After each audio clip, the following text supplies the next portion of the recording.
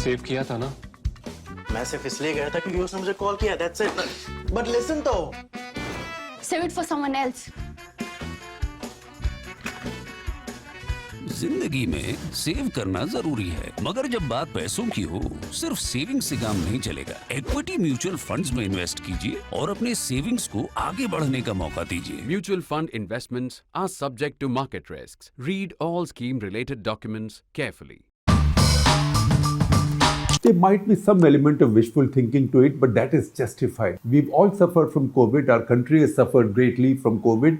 So there might be an element of wishful thinking to believing that as we turn into the new year, that is 2023, that is more than 3 years after the virus was first discovered or the first patient was discovered, we would again be talking about COVID on Cut the Clutter. But you know what? Thank the Chinese, because they are the ones who gave us COVID-19 and they are the ones who brought it back now in our headlines and on top of our minds. And you know what? Once again, it is the virus has hit them first. Now, there can be some schadenfreude that the Chinese, they gave the virus to the world. They haven't helped the world as yet find out where the virus came from. Where did it originate, from a lab or from an animal? And if an animal, then from which animal to which animal? All of that is hidden in China like a lot else in China, and nobody dares to question it. But that besides, the fact is that COVID-19 is back with a vengeance in China. Now, we were watching this situation for the past few days, and I thought maybe there was a little bit of alarmism, because once again about China, this can happen because so little comes out of China that there is also a community of China critics. There are also Taiwanese social media handles. There is a lot of propaganda, counter-propaganda, and even in the West, there are China skeptics. So we were watching. But now there is evidence that COVID-19 has really exploded in China in terms of new infections. Beijing right now is overwhelmed.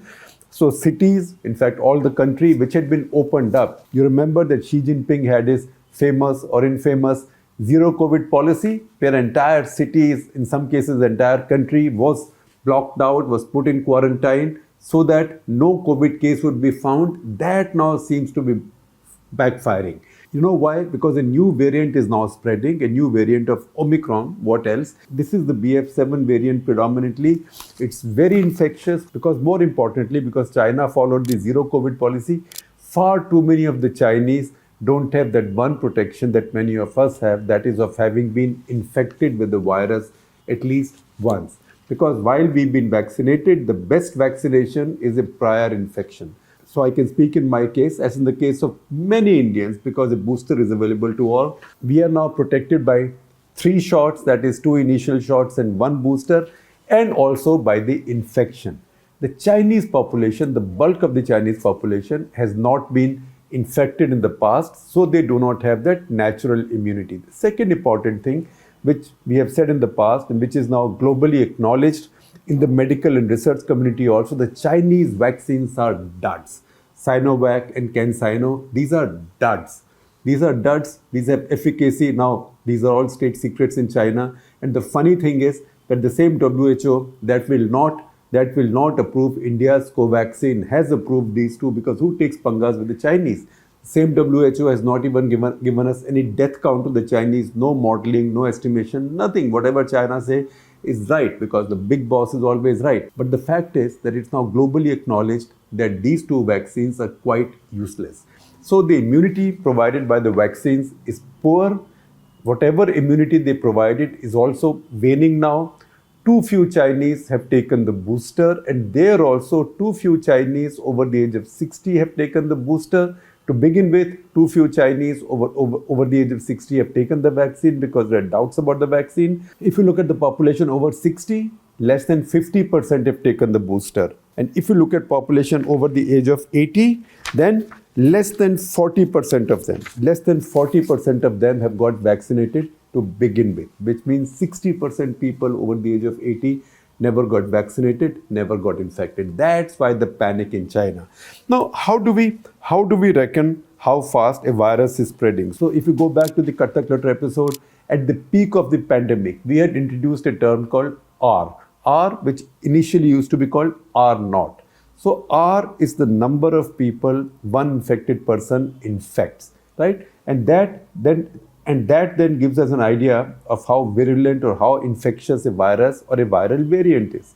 So initially, when the virus came, alpha wave, delta wave, R was about 2 to 3. Slowly it declined with lockdowns, etc., but it was about 2 to 3. When Omicron came, Omicron in America, because in America, Omicron spread very wildly. In America, Omicron was seen to be having an R of 11. Now, 11 is very high. The R in China now is estimated to be 16. 16. And where is that coming from? That is not coming from some propaganda organization. That is coming from China National Health Commission. So China now has millions of millions, if not tens of millions of fresh cases, and these are really rising. Now there is an epidemiologist in the West of Chinese origin called Eric Fielding. I usually treat whatever he says with a great deal of skepticism because he also has a reputation of being a pandemic alarmist. So if you discount all that and if you discount all his projections, he in fact is talking about a thermonuclear kind of scenario in China. So discount all of that. He spent 16 years at Harvard University. He's even now at respected institutions. He's a globally known name, but I am discounting a lot of his alarmism. So if you leave out that thermonuclear thing, I can at least quote to you what he's saying. Stephen McDonald of the BBC, who's reporting on the story from Beijing, he's saying to him, and I quote, "In Beijing, COVID has gone crazy. Must be millions infected quickly. I am sure the other cities will be next." And then the same BBC story goes on to tell us that China is now overburdened and set for a very rough few months. Now, zero COVID may be over. Zero COVID is over because Xi Jinping tried that, and then finally protests broke out on which we had done an episode of CTC, of which I'll share a link with you. But the consequences of zero COVID are now wreaking havoc on China because Chinese population by and large is quote unquote innocent. They haven't been infected with the virus even once, either to live virus by way of infection or a genuine dead virus by way of an effective vaccine. No such thing has happened. China also is a victim of the worst kind of vaccine nationalism because they did not allow any other foreign vaccine come in. Okay, you might say that I don't want to allow Pfizer's vaccine to come in or Moderna's vaccine to come in because these are Western MNCs. They will make a lot of money. Why should I give my money to them, even if I'm a country that's quite rich now, 5.5 times richer than India? All that's okay. But they did not even allow the Covishield equivalent, which was developed by Oxford University, and where Oxford University, AstraZeneca had waived the patent, so there wasn't such a profit motive, an MNC type profit motive. That is the vaccine that most of us have got in India. Nearly 90% of us in India have had that vaccine manufactured by Serum Institute of India. So maybe the Chinese also did not like the idea of having to import the vaccine from an Indian manufacturer. But the fact is, they've stuck to only these two vaccines of their own, and now they are paying the price. So this is a multiple problem. You have a bad vaccine. Too many people don't trust the vaccine, so they do not take it. You do not allow any other vaccine, and then you follow this policy of extremely tough lockdowns and quarantines.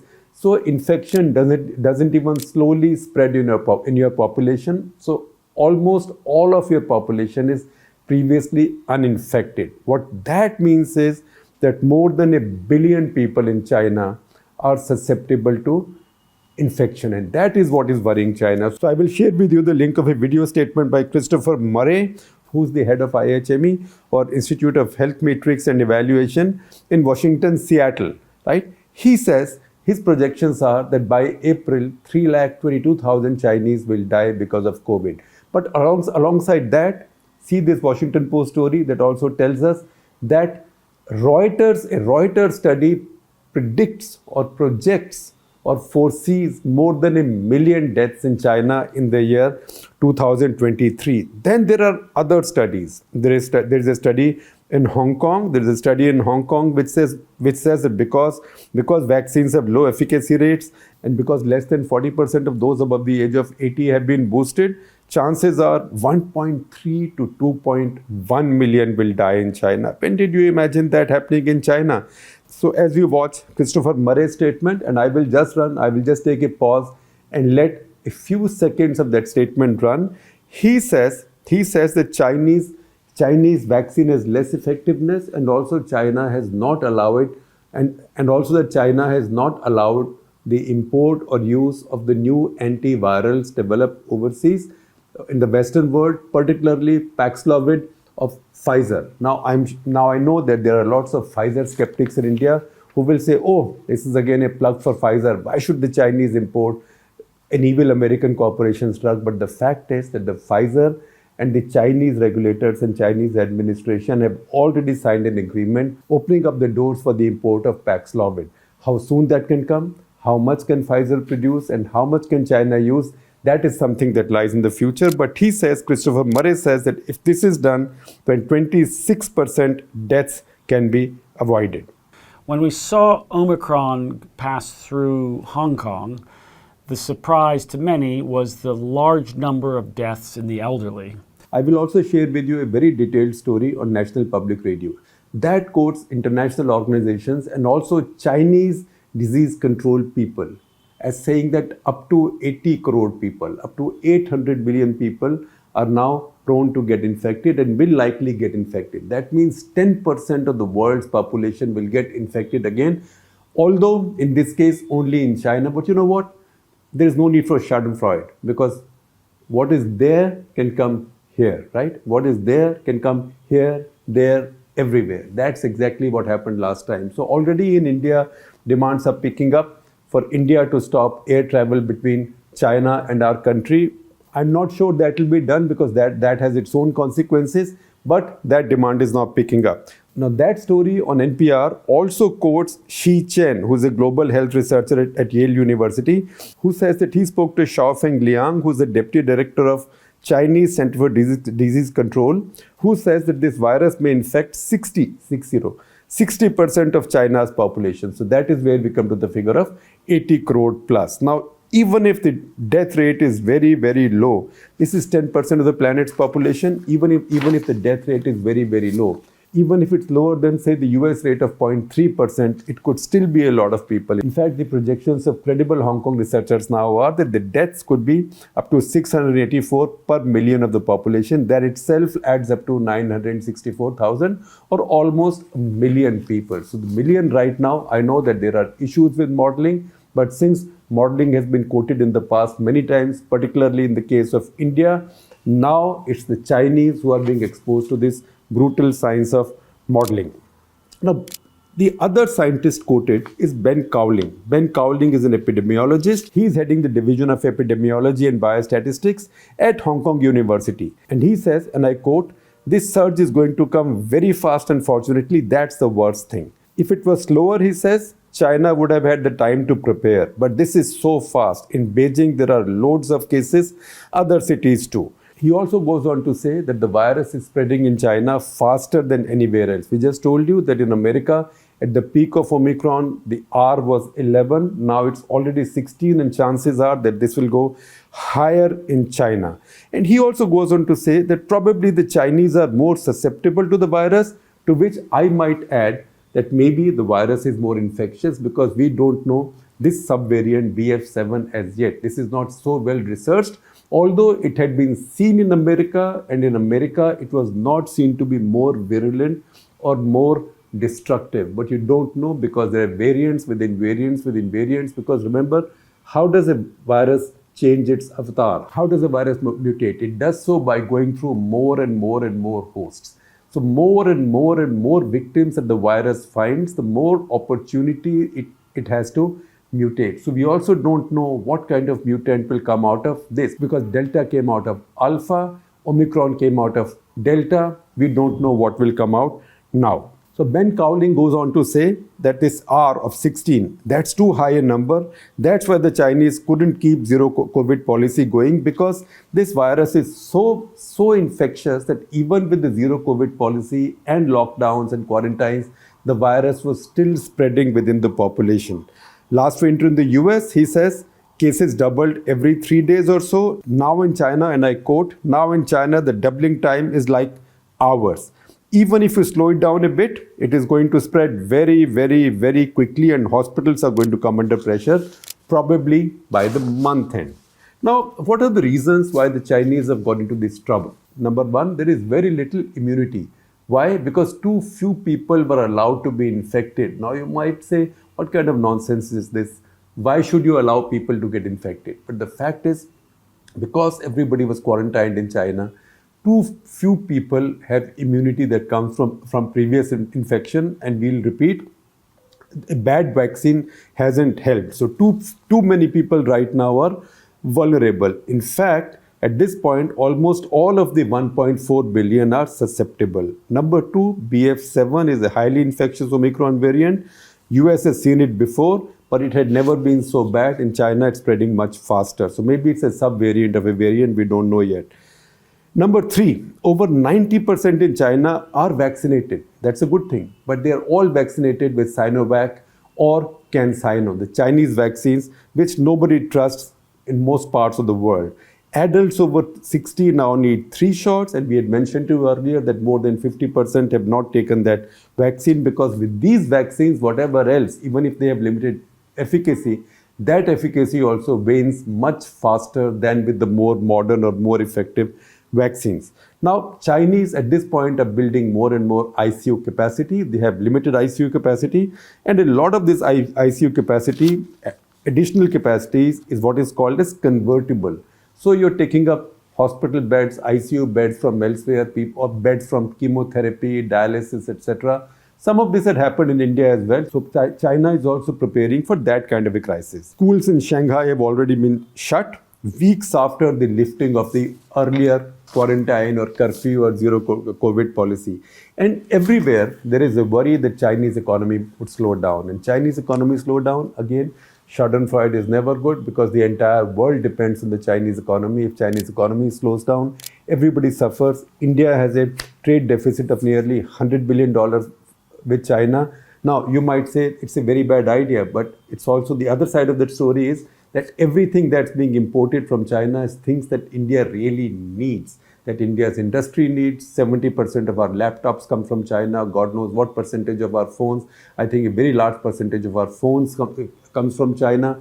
A lot of our other machinery, power plant equipment, all of that comes from China. So if Chinese economy goes into a stall again, it's going to be very bad for everybody, including for the US. Now, there's a lot of coverage in the international press, and I will share some links with you from NYT, Washington Post, Bloomberg, Guardian, etc., South China Morning Post, and also raise a question of how little coverage there is about this in the Indian press. I see 1 or TV channels, but the rest are ignoring it. Even in print, there is very little coverage of this.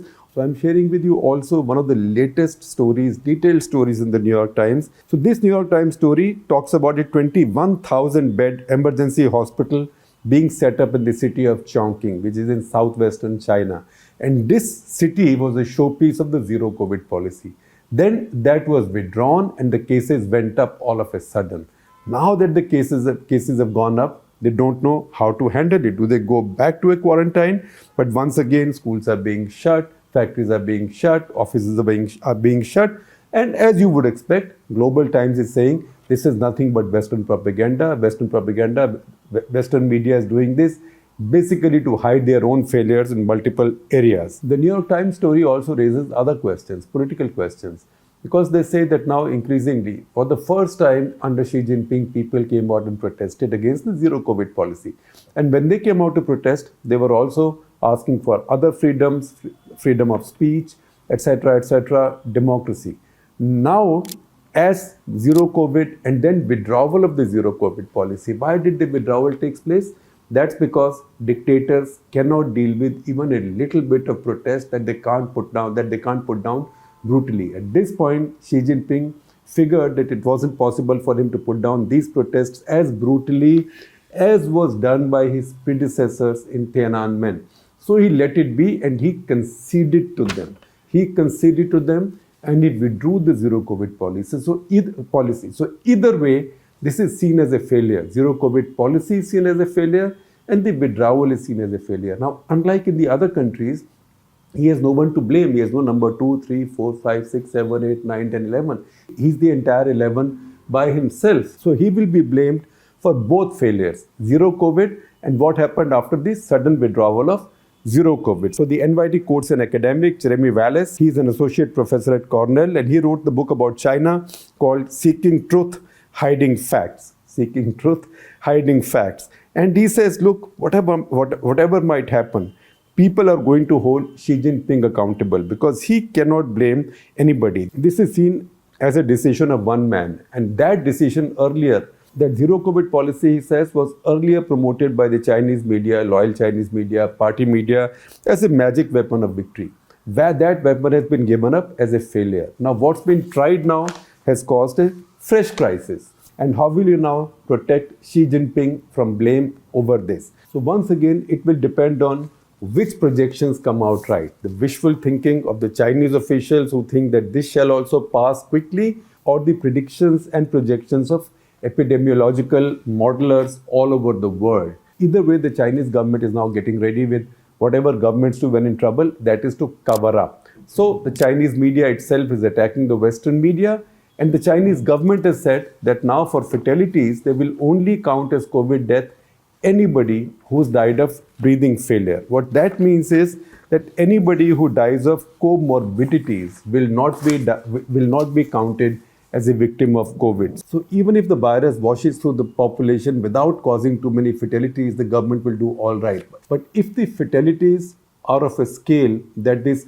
modeling projections predict, then it's going to be very tough for Xi Jinping. He's doing what all dictatorial governments do in these situations, that is to start covering up. So one of the first covering up actions from his government and his party is now to say that only those who die of direct breathing failure or lung failure will be counted as COVID deaths. Anybody who is comorbid, which is most of the older people, and they will mostly die of COVID, as we know from global experience, they will not be counted as COVID dead. So that is also one way in which a dictatorial government deals with the crisis.